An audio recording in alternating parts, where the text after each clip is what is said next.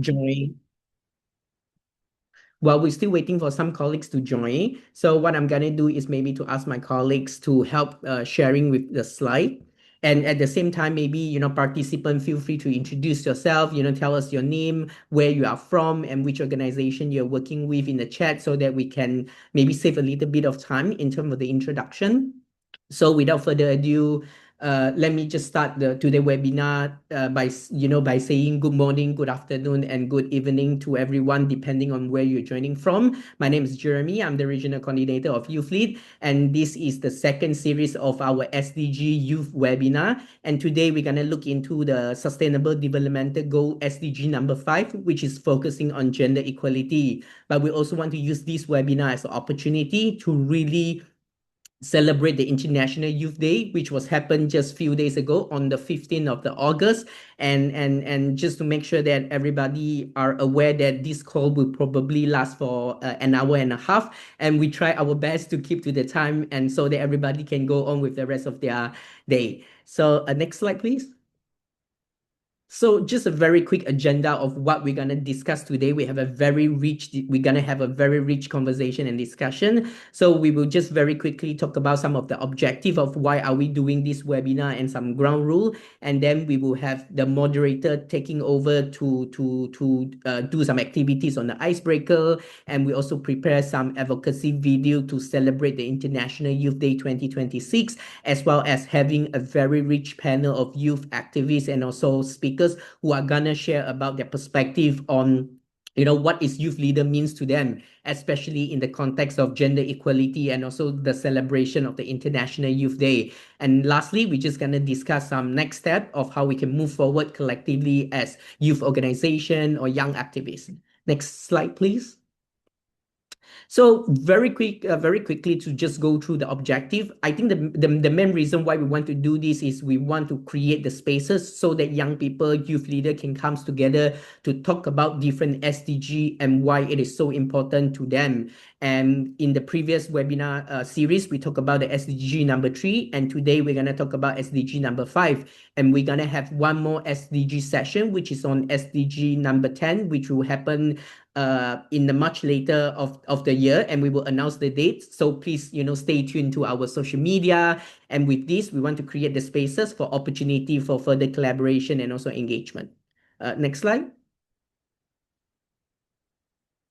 Yeah, even that this is online spaces, a webinar, we want to make sure that, everyone engage and also participate actively and also constructively. With that said, we respect all the voices and all the experience. There is no right or wrong answer. Feel free to share your own opinion, but we still want to make sure that whatever we share, we want to keep the contribution as concise and also relevant as it could. And we want to create, these safe spaces and inclusive spaces, and we do not want to impose any stigma and discrimination on anyone. And lastly, confidentiality and consent is very important. If you want to quote any of the speaker or anything that have been shared during this webinar, or even some picture or materials that has been used, please write to the speaker themselves directly to ask their consent, or even reach out to the organizer so that we can help you to reach out to the speaker if you would like to get access to any resources or any picture.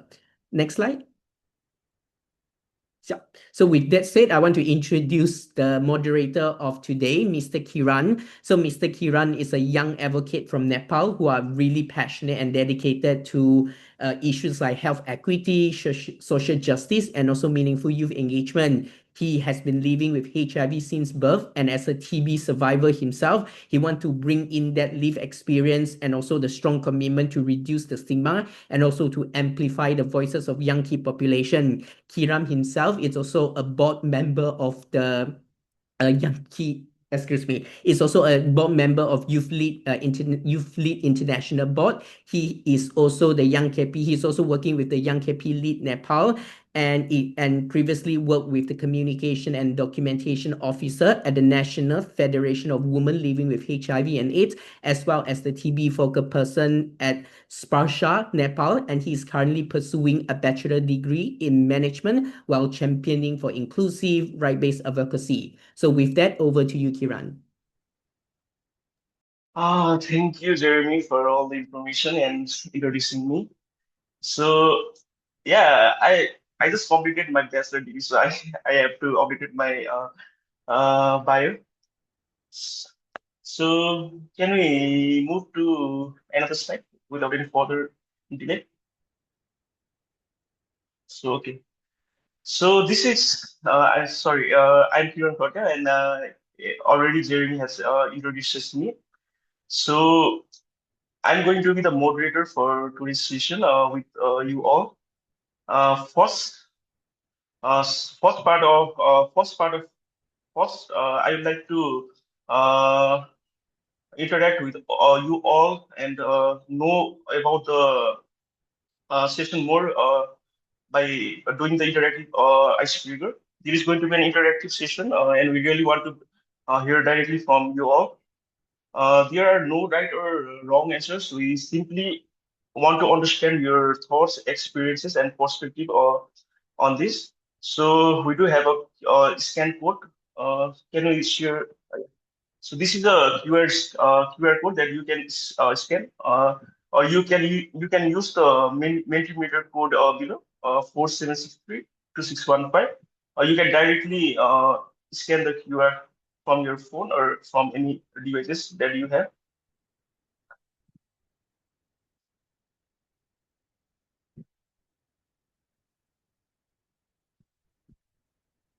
Uh, so please take a moment to join the activity and share your response with us.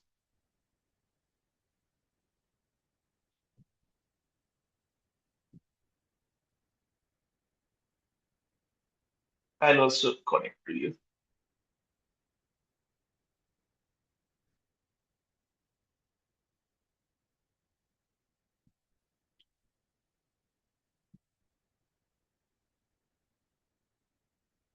I think there are around 25 questions or something like that. You can respond. You can respond it thoroughly.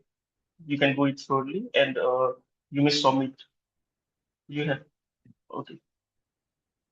Just scan the QR, and you can find the question there.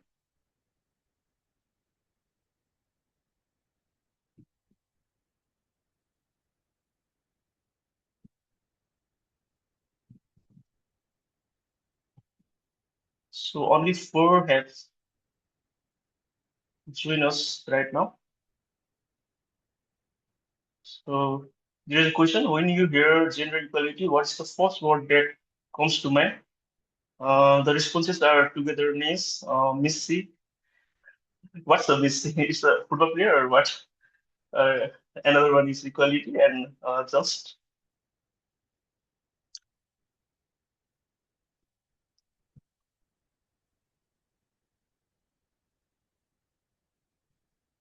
I think we can move to another question. Yeah.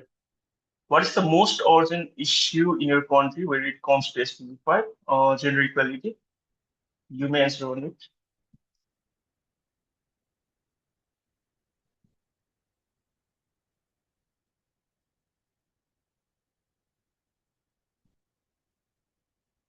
You may find the question in the same QR that you have scanned before, so you can find the question here.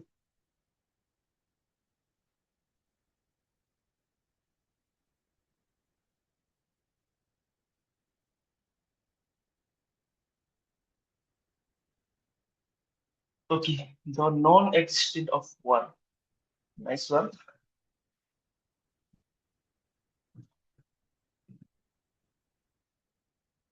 Can you have another response, please? Okay. The SRSR, access to services, and human rights. Okay. I think we can move to the next slide. Sorry, next question.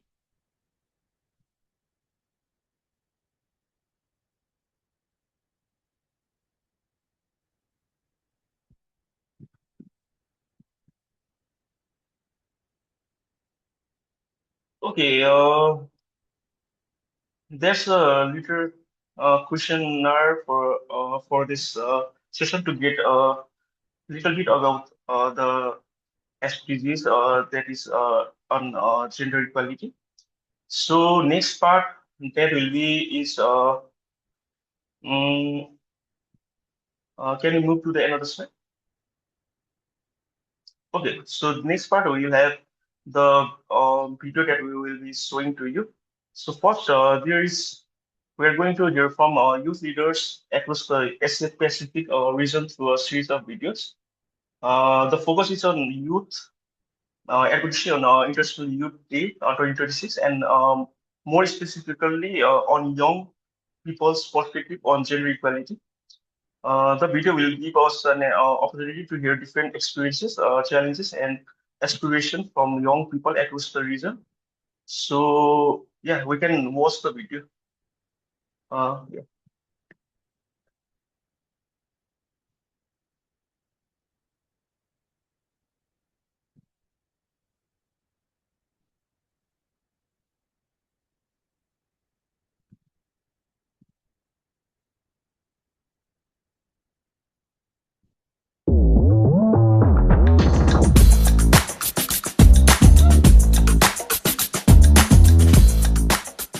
International Youth Day remind me that young people are not just the leader of tomorrow. We are making change today. It gives us a chance to raise our voice and make sure they are heard. What gives me hope for gender equality is seeing more young people stand up for inclusion and challenge stereotypes. To achieve gender equality, we need equal opportunities, safe space, and meaningful participation, so everyone can contribute and thrive regardless of their gender.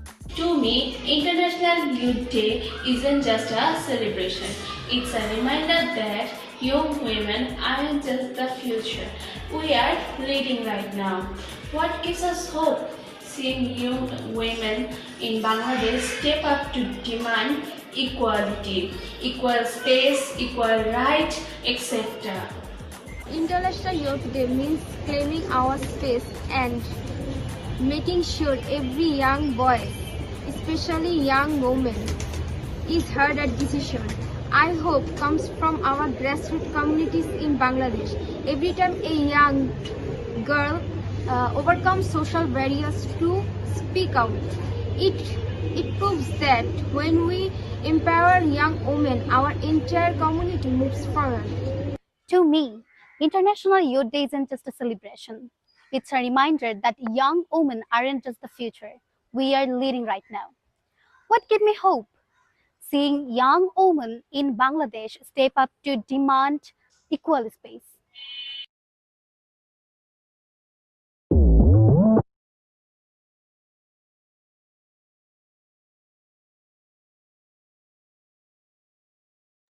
You muted, Kiran. Sorry, I'm okay. Oh, okay. As we see the video, I hope the videos give us some interesting ideas to think about, and also showed us that while young people may come from very different contexts, we can still share common aspiration and around equality and inclusion. So before we move into our panel discussion, I'd also like to hear briefly from you all. Uh, what do you think about the video? Do you agree with the messages here, or is there another message or perspective you would like to add? So anyone from the speaker or anyone from the participant can respond on this. What do you think about the video? Do you agree with the messages that share, or is there any message that you would like to add on this?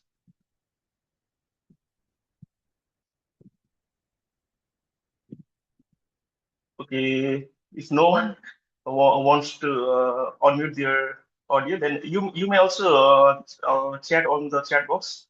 We will proceed the messages and we'll check out later.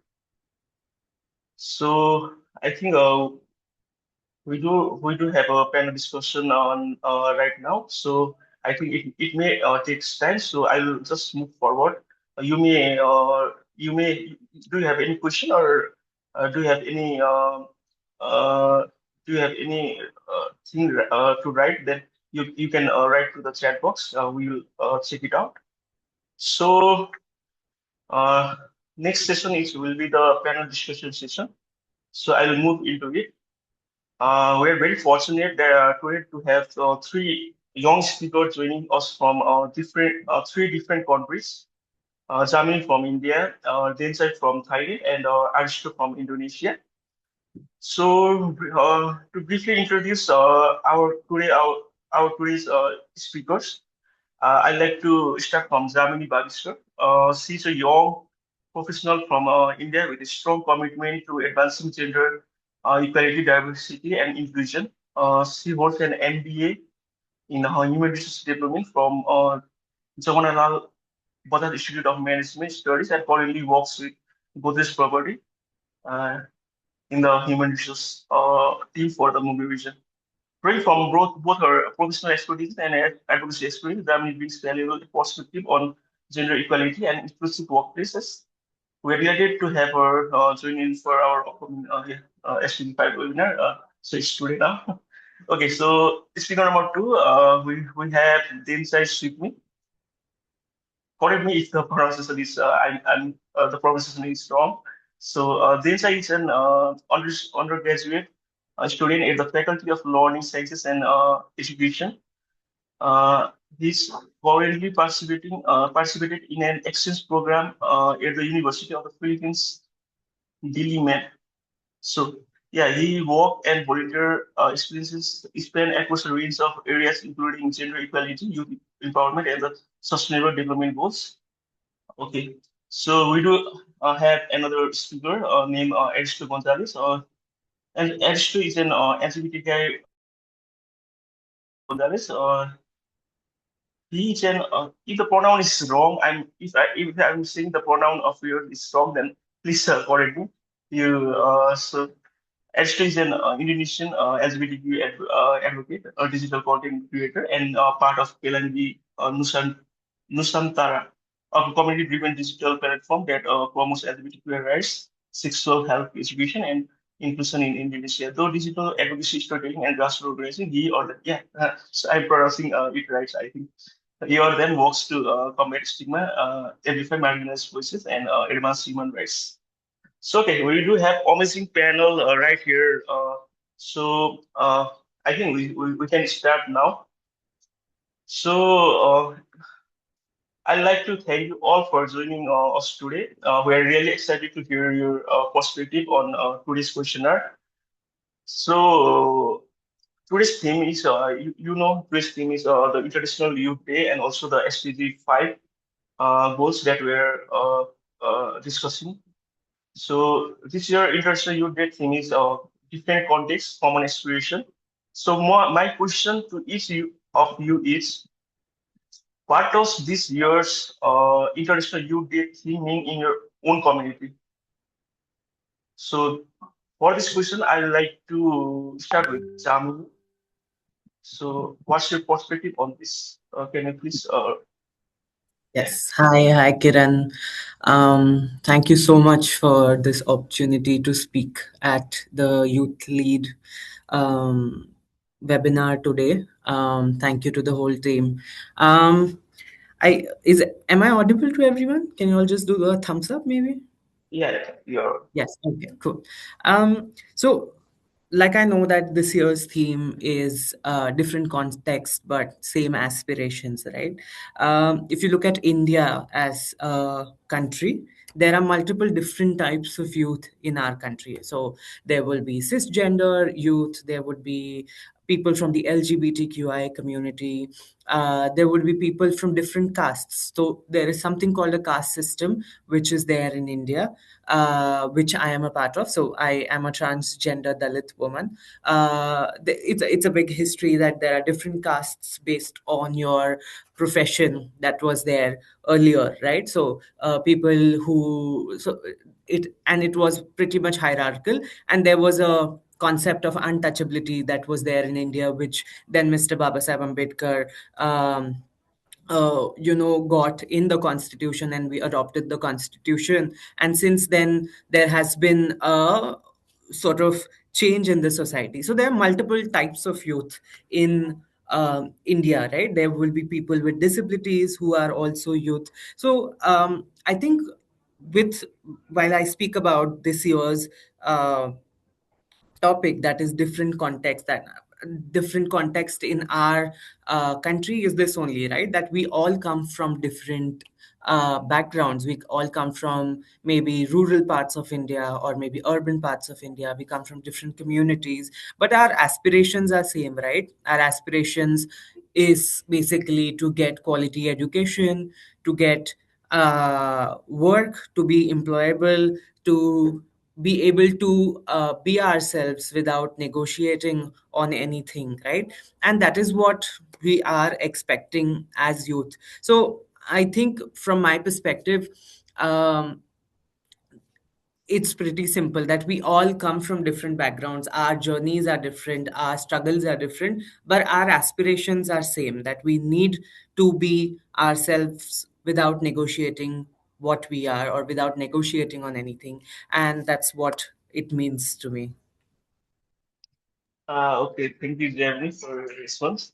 So yeah, in Nepal also there are many indigenous community and Dalis that have been separated here. So it's very difficult to come up with some perspective from these communities. So it's very hard. I also feel that. Uh, so okay, coming with that, we do have Densa and Aristo also. Densa, can you respond on this perspective that what does this year's International Youth Day mean in your own community? For me, I was born and raised in Thailand where people think it is very common when it comes to being gay or like stuff. But in reality, I always feel like I have to be like be good at something. Like for example, like studying, I have to be good at sport. I have to be like a good student, and like I have to do to do something just to make myself accepted from others or from the society. Like if I were gay and not smart or like not funny, not talkative, I would be like invisible from society and like not even in the way that people would be, but like imagine like I was gay and I have something going through and I cannot talk to anyone. So honestly, being smart and funny, like it gets me so much easier life and like cause people accept me and I can be able to express myself. And I kind of like wonder how my life would be if I didn't have to prove myself to others that I am worthy enough to be friends with, that I am worthy enough to be like a normal son from my parents or something. I I I I think I can really never imagine that because I have never had like a chance to do that. And I think this kind of experience, it doesn't only happen to me. I think other gay people or like whoever involved in LGBTQ plus community, I think they also experience like the same thing. And even though we have different backgrounds, different stories, different beliefs, I think they all still have to do the same thing. It's like to prove to others that they are worthy enough to exist. And all that hard work just like to achieve the ordinary thing that humans should have, just like to be worthy, to be accepted from the society. Yeah, and at the end of the day, I think we all just to be able to express ourselves, to exist without having to worry about not being accepted, just because we're different. And maybe like we also like I think we shouldn't have to prove ourselves and our worth all the time to exit to tell the world who we are. Yeah, so I think at the end of the day, we just want to be ourselves without not having to worry about not being accepted. That's my Okay. opinion. Okay. Thank you, Dinsa. Yeah. Speaking to you, yeah, you are just speaking many community voices also. Yeah, it's very difficult to the uh, come up with the uh, that stigma from the stigma that community have about the gay community or the LGBTQ community or the SID community, yeah, or from different PV community or XW community. So it's very difficult to come up with that. So we have to speak up on this. Yeah, so it's a nice conversation with you too about it. So, Aristo, yeah, what does this year's International Youth Day theme mean in your own community? What do you think about it? All right. Thank you so much, Youthlit, for inviting me to join this webinar as a honors.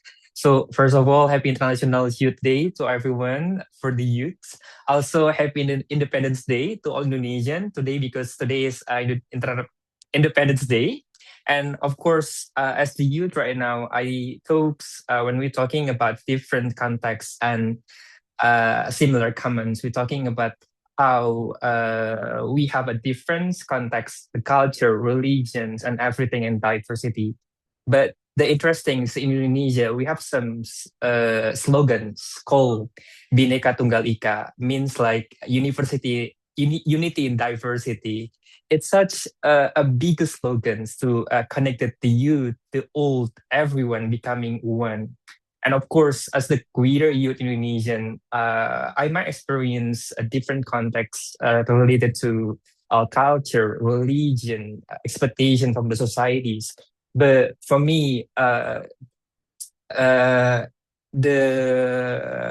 similars is like the youth right now. We have a same hopes to feel safe, to be heard, to be a leaders, to get a change, to forces our rights, especially in digital context. And I hope wherever our diversity it is, we become one when we have a similar hopes. And the sources of our solidarity is more strongest when we becoming one. All youth. That's for me. Uh, Thanks, Aristo. You give us very kind and very nice things that you speak. Yeah, there is one that leave no one behind. There is the UN theme, or uh, that we should not leave no one behind. So it's a good initiative that we move forward with all. So not only us, but we can move with other communities also, and we can engage with others challenges and problems that, and we can get a solution on that also. So it's a nice thing to do. So let's move to our second question. This time, Jamini, could you start with you this time, and then hear from Dinsai and Arish also. So, what is one gender equality challenge that young people continue to face in your country that does not receive enough attention? Okay. So I think one of the most, I mean, one challenge, I mean, there are multiple challenges that we face. But if I have to highlight like one challenge that the youth of our, you asked that youth of our country faces, right? Yeah.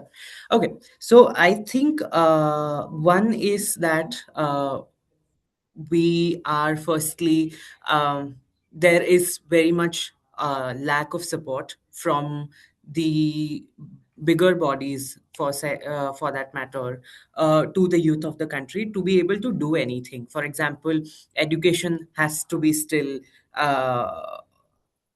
very up to the mark. Very few people get access to good education in our country still now, right? If you go to, so there are like two polarized part of our country, where one part of the country gets a lot, I mean, gets a lot of things, right? They have access to everything, but one part of the country has nothing. And usually these are people from economically backward classes, or maybe people from the LGBTQI community, maybe people who are Dalit, right? If we specifically talk about in the context of gender equality, right? Look at this thing, like Denjoy said, that we have to prove ourselves a lot as queer people or as women or persons with disability. When you go in corporate these days, because there was a trend of diversity and inclusion in corporates, people were hiring people left, right, and center in different companies, right? But it doesn't end there. You hire women, you hire LGBTQI people, you hire persons with disability in your corporates, your companies. But what next? Because it doesn't really end there, right? You have to make sure that you are creating an accessible space for them there. You have to make sure you have to create a leadership. Sort of a program, a leadership program for them to be able to climb these ladders. It doesn't really end at, because then you see that people leave at after some time because they're not able to equip with the corporate structure, and only the so-called cisgender heterosexual men will take up the spaces that are there on the leadership position, because we just hired people, but we never really made them ready to work on these roles, or for that matter leadership roles, right? If you see a lot of NGOs, if you see a lot of public domains, still you see a very few women, you see very few LGBTQI people. I mean, still women are not there, and LGBTQI community is still a lot stigmatized in our country. So we have a long way to go for the LGBTQI community. But you look at women, right? There's still no women in public spaces, in leadership positions. We still have to do diversity and inclusion. Why do we have to do it? Because there's no equity still. And I think that's one of the biggest challenge that our country still faces with in terms of gender equality, that firstly we don't have access to a lot of things. There's no education for that. For people who don't have access, people who have access get everything, but people who don't have access have nothing. So there are like two different faces of the society here, that one has everything and one doesn't have anything. I think that's the biggest challenge that we are facing. We have to look at how do we bring them on an equitable, or maybe on equitable level, so that they can start their journey from there. I think that's what my inputs are on this. Okay. So as you said, there is limited access for the human and the LGBTIQ communities, or so there is needed for some accessible resources for them too. So yeah, it's very relatable to many other countries also, I guess, not only India. So, okay, moving forward to Densai, there is anything you want to add on this? Hello. Um, I think in Thailand, like somehow we are not really accepted well enough. Like people would probably think that we are happy, we are okay with everything. We don't need anything else. So I think the public policies are like sometimes not really like accommodating us really well. For example, I would like to mention that I support gender affirming care to be like financially free for transgender, because like for me I think it takes so much money for the process, and it means that only like people with money or like rich people can do it. So I think that's kind of sad. But if I say that publicly to my friends, to my family, or to anyone, that I want this kind of policy to be like implemented, people in Thailand would go crazy disagree, because it also happened when we talk about the prefix, like when we want to change, like we want transgender or like whoever want to change like the prefix of like from Mr. to Miss or something. But however, I think it's good to have a space where we can like discuss, and even though a lot of people would be disagree on our statement, but I think if we can discuss together, it means that we are moving forward. So in conclusion, I think the challenge that we are having is that we don't have like enough space to discuss, and that makes changes happening so slowly. And the lack of space, due to the lack of space, the majority, like most of Thai people, they still have some misunderstandings, that they think that LGBTQ rights are already at its best, like it's enough, it's okay. And cause we already have same-sex marriage in Thailand, and people that think that that's enough for us. But actually, marriage is just like it's the only one thing people should have, like normal humans should have. And as I mentioned earlier, gender affirming healthcare should be like accessible to everyone, no matter how much money they have. It should be like financially free. And I would say people would like who still don't understand why do I need that? Why do we have to to make this action? So I think it would be like the challenge we have is just that we don't have enough space to discuss on this topic,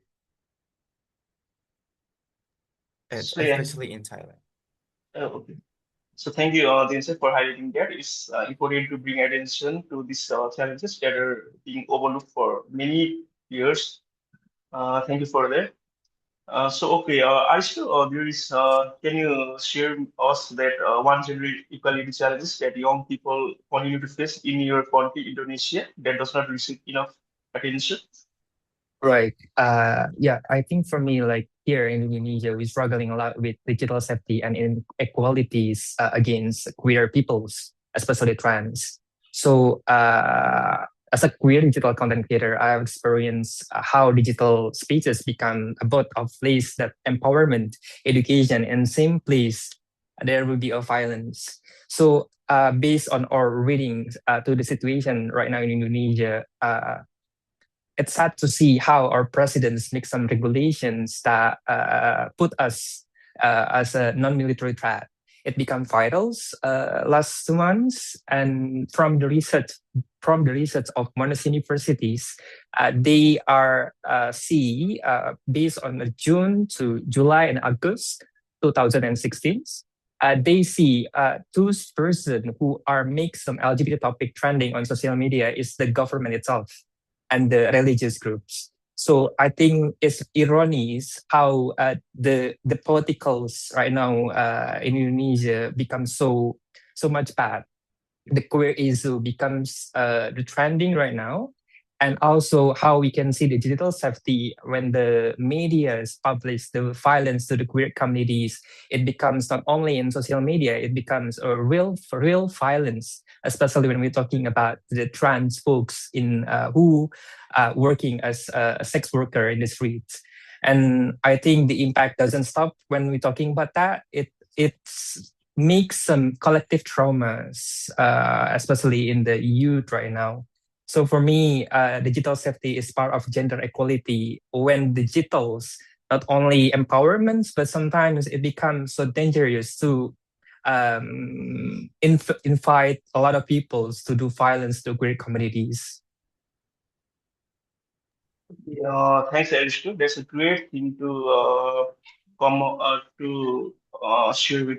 Yes, digital safety is the most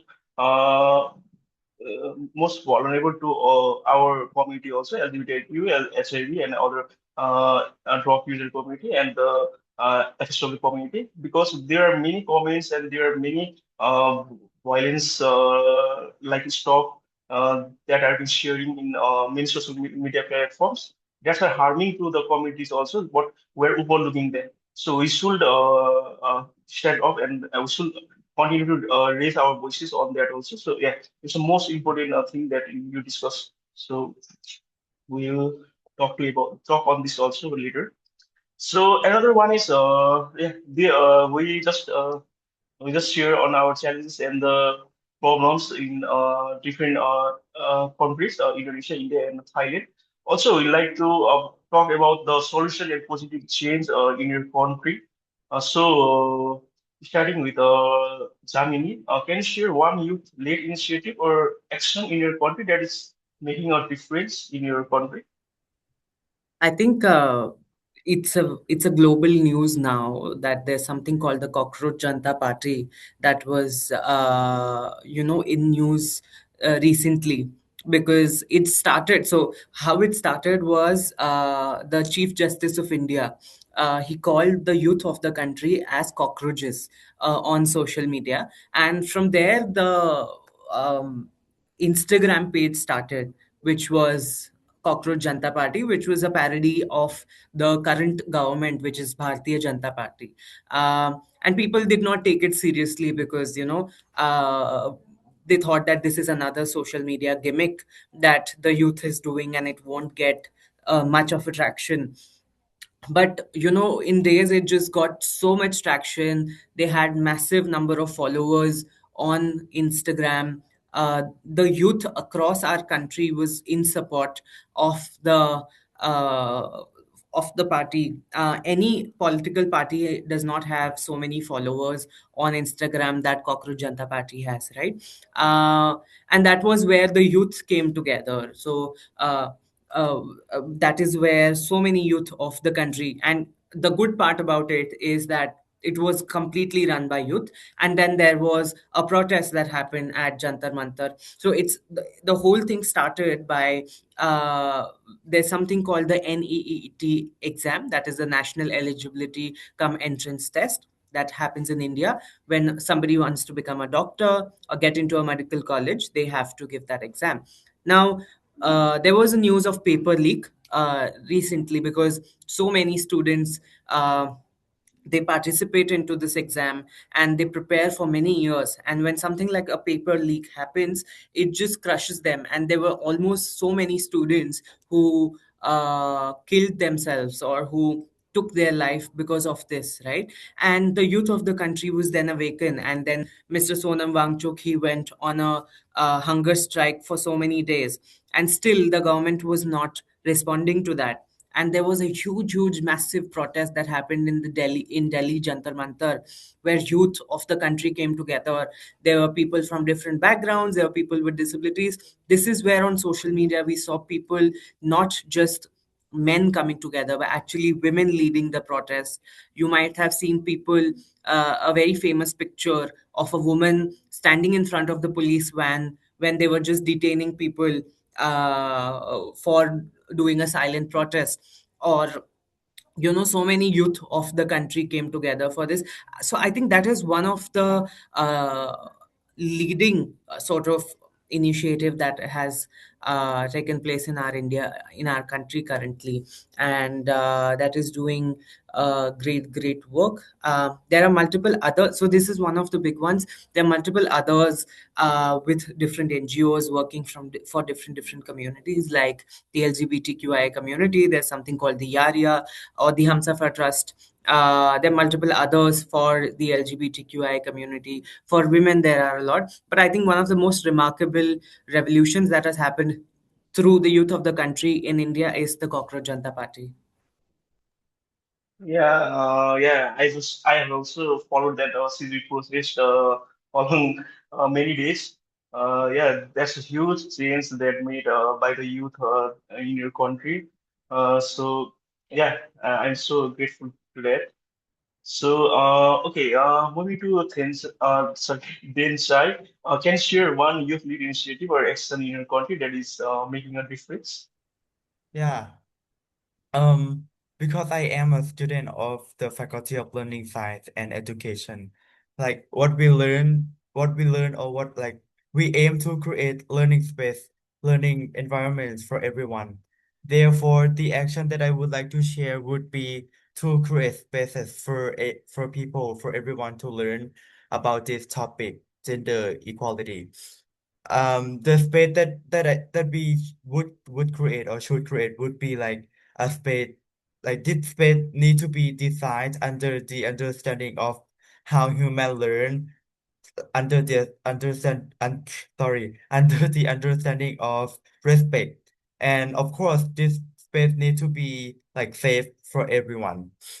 If we want to create a learning space, we don't just like put the learner in the middle of the room and the teacher in the front, and we put the information to them to make I think to make learning more effective. We create a space where learning can be shared, where learners feel safe enough to speak their mind. For example, like this event that we are having now, we don't just like we don't just say, if you want to advocate gender equality, you have to do one, two, three, you have to do this, you have to do that. But instead, we have questions, and then we share our ideas, we share our experience, and we share things together, and then we learn together. And yeah, my idea, or like what I would like to share, would be some kind of space like that. Thank you, Vincent. Okay, Arshita, would you like to add anything on this? Yeah, I think I will begin is with love and compassion. So love and compassion is more important to see how the humanity it is, especially the youth led. initiative.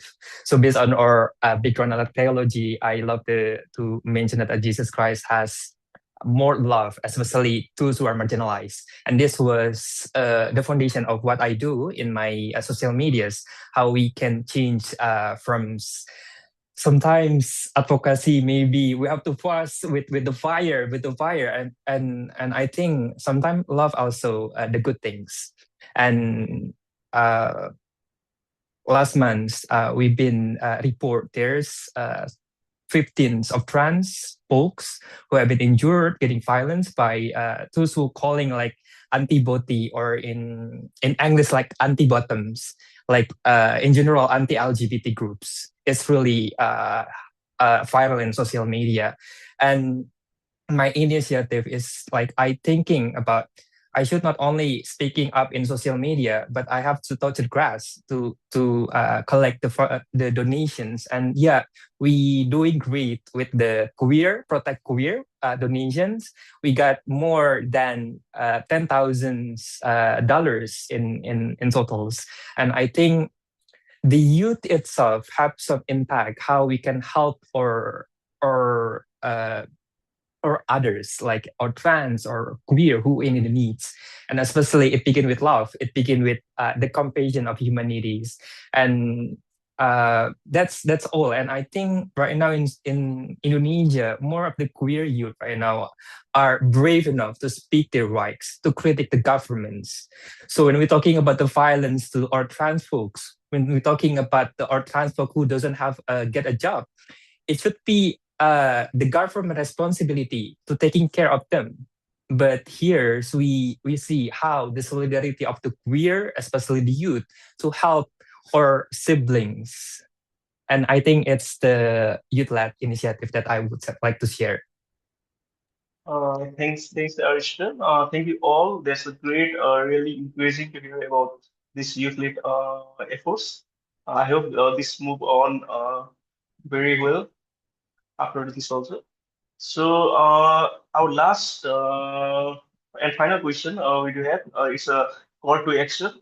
So I have a question that if you could ask governments, donors, or development partners to take one action for young people and gender equality, what would it be? So okay, again, I would like to start from Jamini. Yeah, yeah. So I think usually, Kiran, when there is something like a youth-led group, people look at it in a very comical manner. Like, this is just another gimmick. That is what they look at. They don't take youth very seriously because they think these are young people. They don't have much knowledge or no much experience, right? And that is the sort of notion that they have about youth people or any youth led sort of group. I think that notion has to be gone first, because I think when the youth of the country stands for something that comes from their experiences, that comes from the things that they have read, and that comes from things that they feel, right? And I think any revolution happens that way. So you know that these are the people who have made, who are in power, have made some changes. But the critics will obviously be the young community. I think now, like Aristo also said that that there are people in Indonesia that are criticizing the government right now. Similarly, in India, that revolution has happened. That earlier generations might have not had access to information, might not had access to multiple things, and hence they could not critique the government. But now, because of social media, because of so much sort of access to multiple sort of information, people are criticizing the government and criticizing the power. I think those sort of youth led I think those sort of notions should firstly go away, that a youth led group does can't do anything, or they don't have experience, so it's just a joke. I think that should be gone.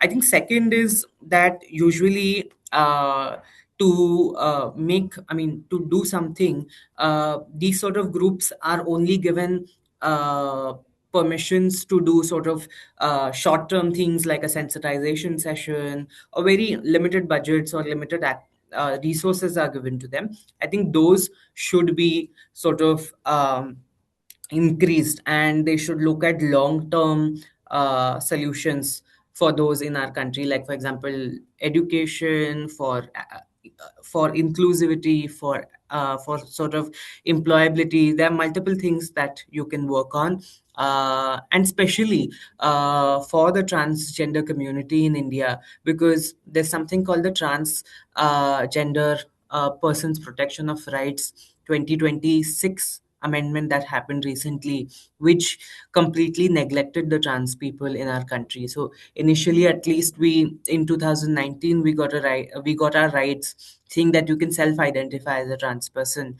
But now, because of the whole religious politics that's happening in our country, there are only certain sects of the transgender community, like the Hijra community or the Kinnar community, which is a cultural community in India, is accepted as transgender, and people who are not part of that are not accepted as transgender. Because of that, a lot of young trans people are now facing issues with access to hormones, to access to gender affirmative care, discrimination again. I mean, they're not even accepted as trans people, right? And that is something has to be changed now. I think it's still discussed in in the court, in the Supreme Court right now. But I think these are two things that has to change in our country for the youth of the country. Thanks, Janani, for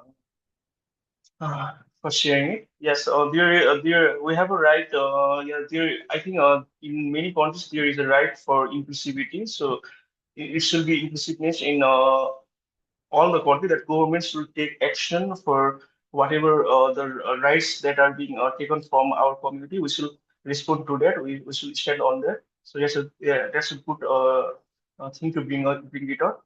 So another they said you may share on your perspective that government donor or developer that take one action for young people and gender equality. What will it be? Yeah, for me, as I mentioned before, that I believe that if we have more space and chance to discuss in this topic, I think it would be great because it means that we are moving forward. So, yeah, the problem is that we still don't have enough space like that, especially in Thailand. So, one thing that I would like to ask the stakeholders would be to create more space to discuss on this topic. And yeah, it's simple as that. Yeah, it's a needy one also. There is no set of periods that we can there is so many stigmatized, there is so much low self esteem that's been going on to our community. So for that we should have bring it on some safer space. So yeah, that's an important thing to do also. So okay, Aristo, do you have anything to edit on this? Yeah, I think for donors, for government, for funders, or some or anything like trust the youth, include us in every decisions. And for the government of Indonesia, I do believe that you folks doing great, but do not put any religious things to criminalize or even do violence in your any recommendation, any regulations to the queer community in based on moralities. I think that's really hurt us so well. And of course, when we're talking about the donors here in Indonesia, the context is the HRP program trying to limit or movement to not talking about the LGBT due to the situations in Indonesia. I think here the perspective of the LGBT community is really important, not to trying to limit us because we knows how the grassroots it is.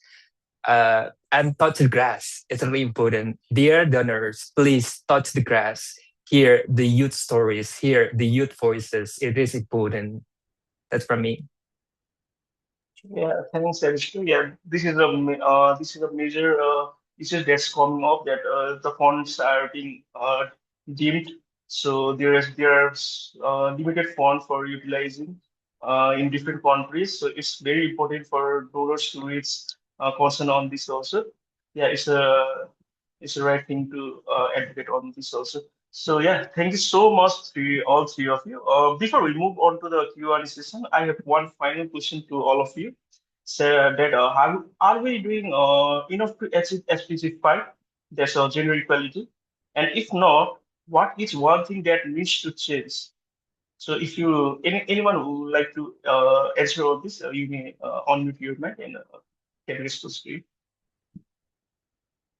So are we doing enough to achieve SDG 5 goal? And if not, what is one thing that needs to change? Okay, I Saran. Yeah, I think I'll take this. I think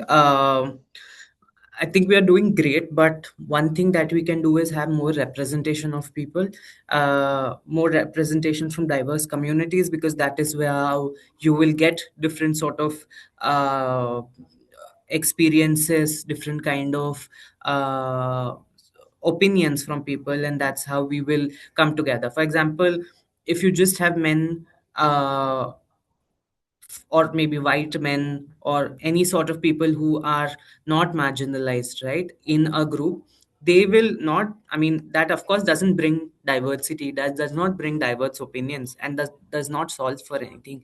We need more women, we need people from marginalized backgrounds, from the Asian communities, we need people from Dalit communities from India, we need people from different disabilities, right, to speak for themselves. We can't have other people speaking for them. We should have them speaking for them, right? So I think that is one thing that we should change, that we should have different sort of representation, firstly, and that is where it starts, that when you give people chance to speak, that is when you will get to know about their lives, and that is when you can solve for those problems.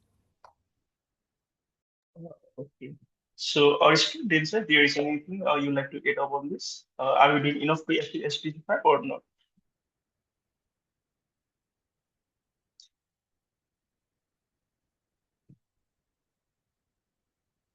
Okay.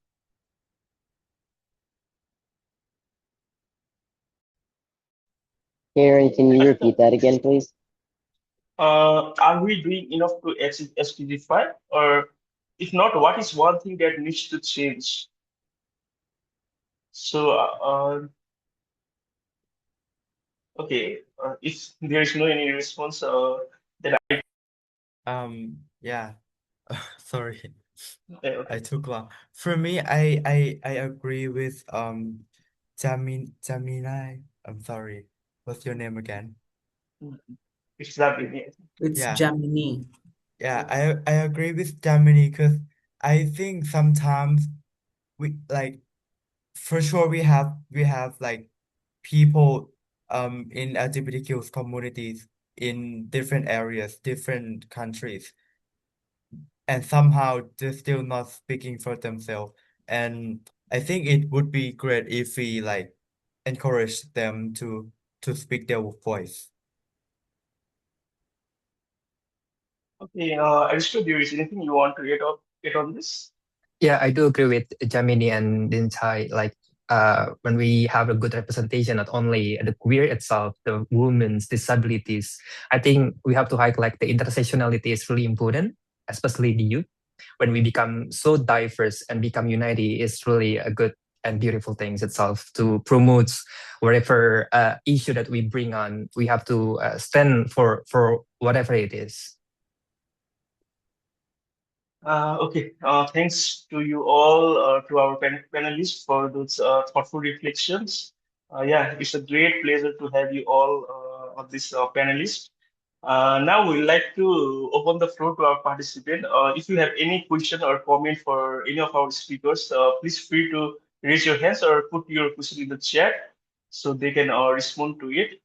So we'll have another 5 minutes 5 minutes or 5 to 10 minutes Q&A session. If there is any question, you can ask today.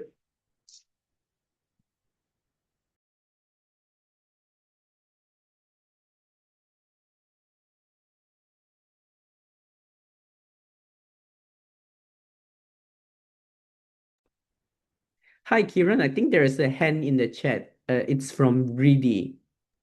Oh, okay. Didi, you can unmute your mic. Hi there. So I have a question for Jamini, because I'm actually working. I mean, I'm friends with Denchai and a lot of people here, but I'm working in like the trans rights aspect in Thailand, and the issue now is that we don't have like proper policies and like law to protect trans people. Like let's say like what Denchai mentioned earlier about how there's been a ongoing discussion about the prefix thing, the legal title change. So I was wondering, like, what in India, like, what is it like right now in terms of like title change laws? Is there one that supports like people to actually be able to change their titles yet? Um, thank you. And also, how in terms of healthcare, are like hormone replacement therapy and gender affirming care supported in India for trans people? Thank you. Okay. Um, So, thank you so much, Reddy, for asking that question.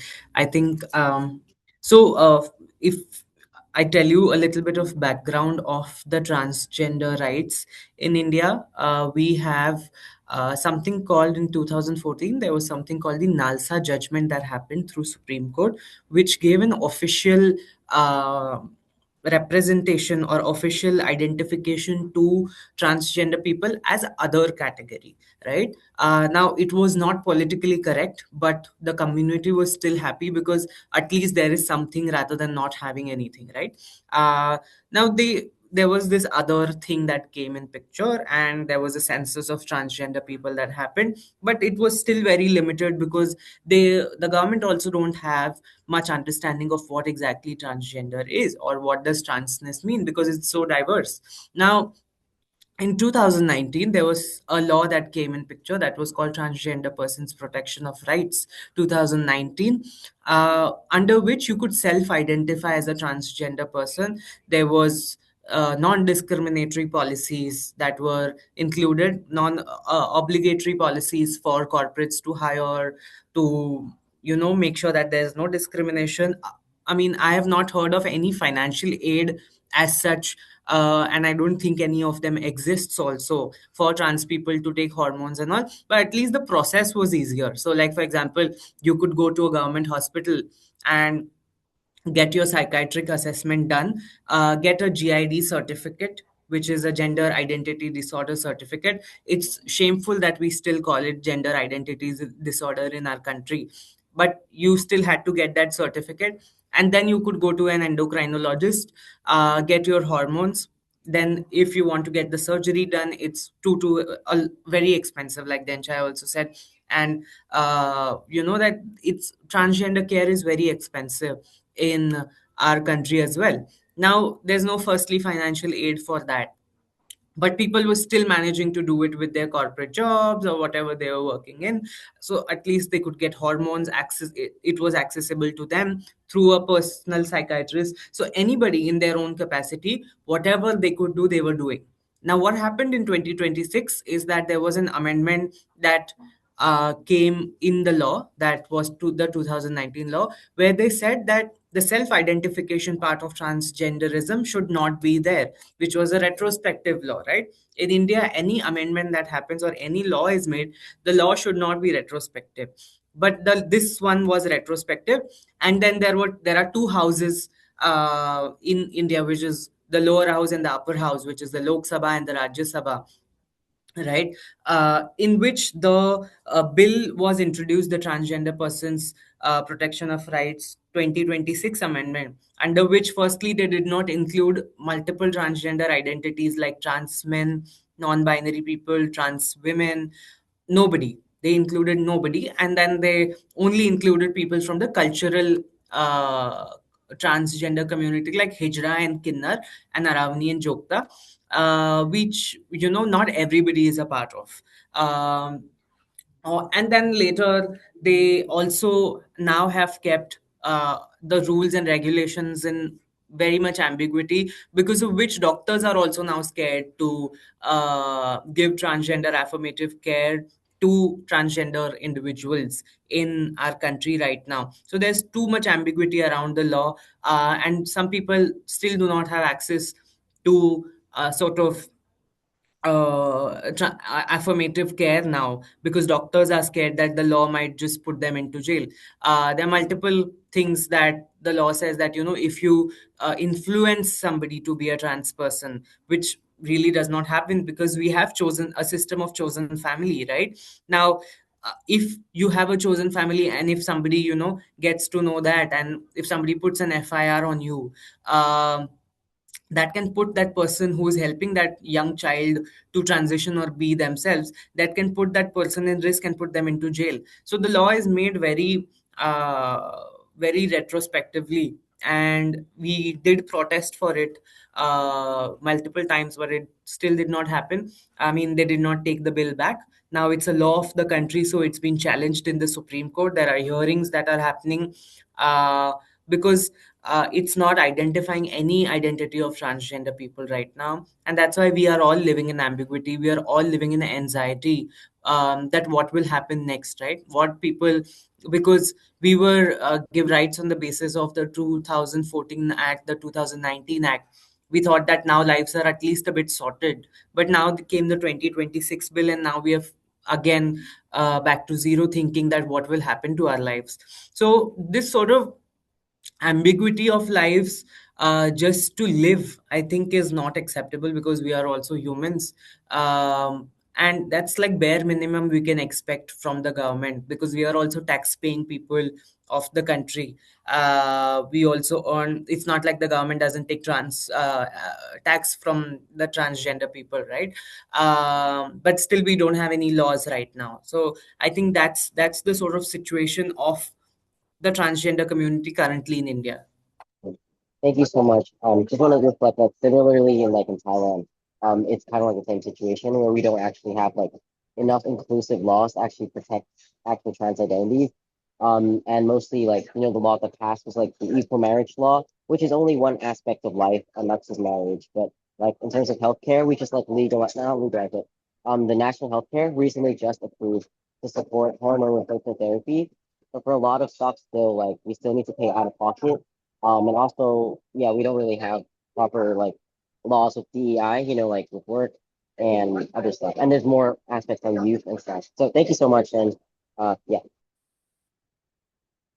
Okay, thank you, really, and thank you, Jamie, for bringing up this question. So there is another question that's being asked to Aristo. Can I ask Aristo about how you can use social media to talk about the violence against transgender in his country? So Aristo, over to you.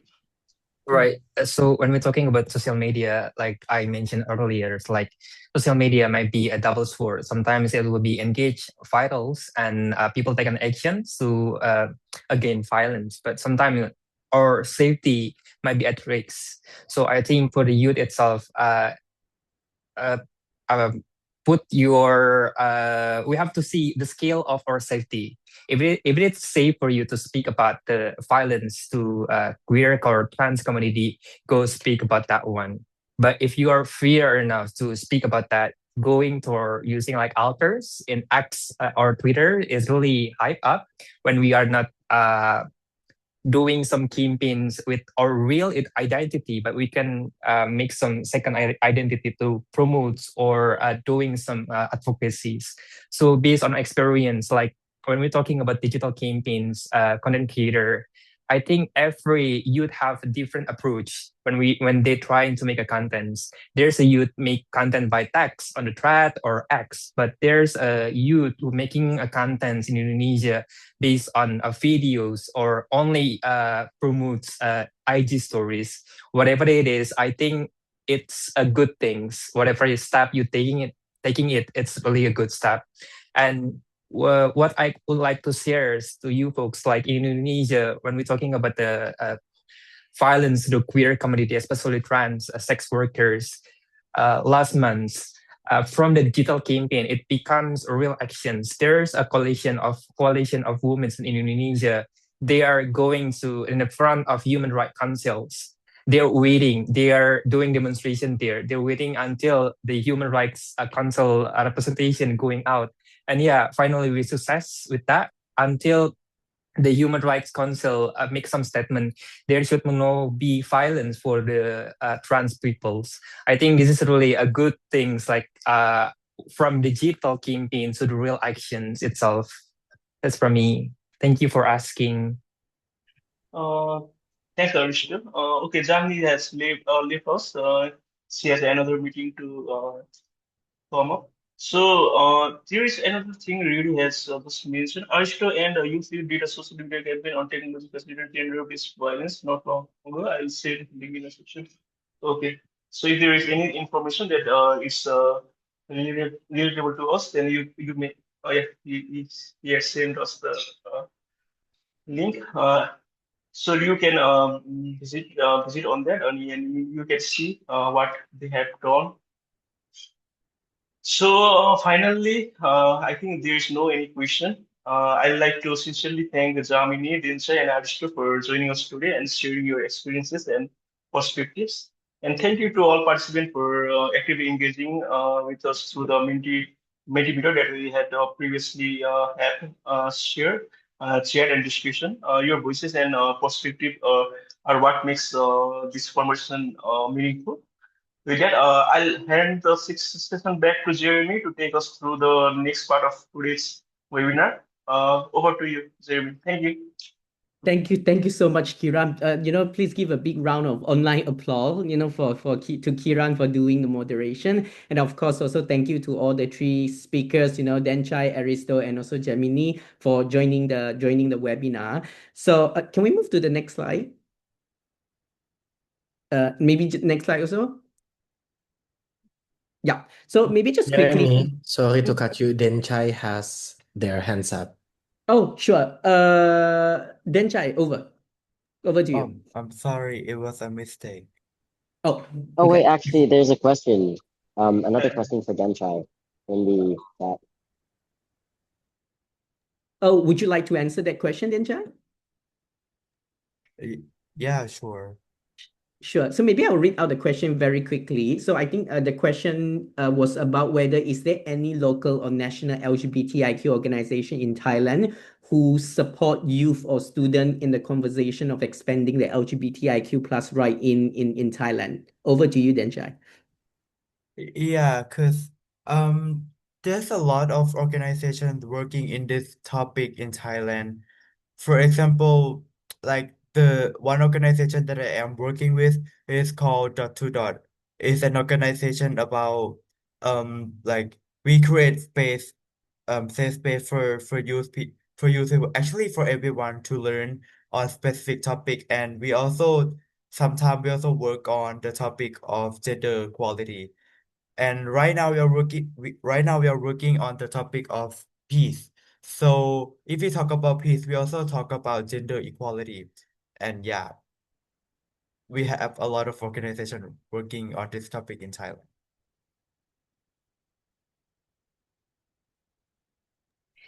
Thank you so much, Denchai.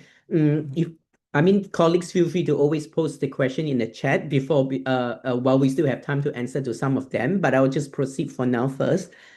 Next slide. Yeah. So maybe just quickly let some colleagues know. I think it's great for us to hear from so many of the speaker and also the question that asked by the participant today. So one of the things Youth Lead have always been trying to do is to support young people when there is all these kind of interesting and innovative idea comings up. So now YouthLeads is actually providing some small grant opportunity to youth-led organization or community-led organization to do program and activity focusing on SDG number 3, number 5, and number 10. So what we are looking at is really in terms of capacity building and also advocacy, but also potentially the component of linkages to services. And what we are envisioning is that the project implementation should be between September to December 2026, and you can apply up to 3,000 USD for your project. So if you are interested to apply for this small grant, what you need to do is just to send us a proposal that demonstrate the activity that you want to do and also what are some of the outcome that will come out from it. and you need to send us a financial budget. So within the budget itself, you need to follow a 30% human resource allocation and also a 70% activity cost allocation. And you just need to email to the email that is written on the screen, which is my email. So my team the youth lead team will look at the proposal, and we will provide comment and feedback back to you to revise the proposal. And we also need to check with the funder to make sure that it is aligned with what they have. But we really recommend young people to grab this opportunity, because we know funding landscape has been changing and it's difficult to fund youth-led organization. So we welcome any proposal, and we're more than happy to support any proposal. So don't feel that you are not good enough in writing a proposal. Youth lead team will will do our best to help you to finalize the proposal and also the budget. So next slide. Okay, so with that, just really want to say a big thank you to everyone who is joining the call today. As I mentioned in the opening of the webinar, this is not the end. We still have one more webinar, which is on SDG number 10. And if you would like to, further engage with Youth Lead or know more about the small grant or even other resources that Youth Lead has, feel free to visit our website, or even reach out to us through our Facebook and also our Instagram. And we are very active on social media, so stay tuned to our social media, follow us for further information and also resources. So with that, thank you everyone for joining, and hope to see you soon. Bye bye. Thank you, everyone. Bye bye. Thank you everyone. Can I